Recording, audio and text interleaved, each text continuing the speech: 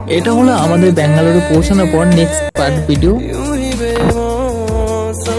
এর আগের ভিডিওতে তোমাদের আমি দেখিয়েছিলাম কলকাতা থেকে ব্যাঙ্গালোরের জার্নি, মানে এয়ারপোর্ট অবধি পুরো ভিডিও দেখিয়েছি। তো তারপর আমরা কি করলাম, কিভাবে গেলাম, কোথায় থাকলাম, সব দেখাবো এই ভিডিওর মাধ্যমে। তো এয়ারপোর্ট থেকে খানিকটা বাইরে বেরিয়ে আসলেই ওখানে পেয়ে যাবে তোমরা উবের বুক করতে পারবা, র্যাপিডো বুক করতে পারবা, আরও অন্যান্য রাইড আছে। তো ওইখানে উবেরের অফিস, মেন অফিস আছে।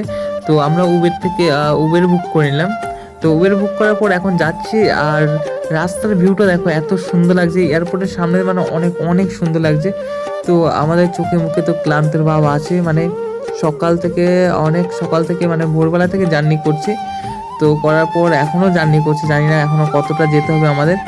তো আর দেখতে পাচ্ছ দুই সাইডে এত সুন্দর লাগছিল দেখে, মানে মনে এমনি ক্লান্ত এমনি দূর হয়ে যাবে, মানে মন একদম ফ্রেশ হয়ে যাচ্ছিল। দুই পাশে সুন্দর সুন্দর গাছপালা, রাস্তা এত সুন্দর, আর আকাশের ওয়েদারটা দেখো এত সুন্দর লাগছিল দেখতে। তো অনেকেই ভাবছে যে আগে থেকে রুম বুক করে গেলে ভালো হয়। হ্যাঁ, একটু ভালো হয়, আবার অসুবিধা নেই, রুম অ্যাভেলেবেল আছে, প্রচুর পরিমাণে রুম আছে। তো আমরা এই হোটেলে এসেছি, আর হোটেলটা খুবই সুন্দর।